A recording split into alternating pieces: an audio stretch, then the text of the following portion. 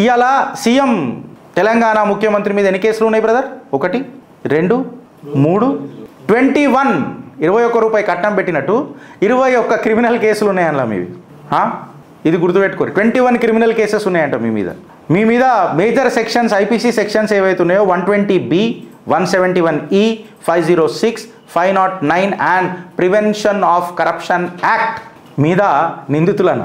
ఒకప్పుడు కాంగ్రెస్ కరప్ట్ అన్న పెద్ద మనిషి, సోనియా గాంధీ గారిని బలిదేవతనన్న పెద్ద మనిషి, సీఎం పదవి రాగానే బలిదేవత బలమైన దేవత అయిపోయింది. కరెక్టా కదా? డేటా కరెక్టా కదా నేను చెప్పింది?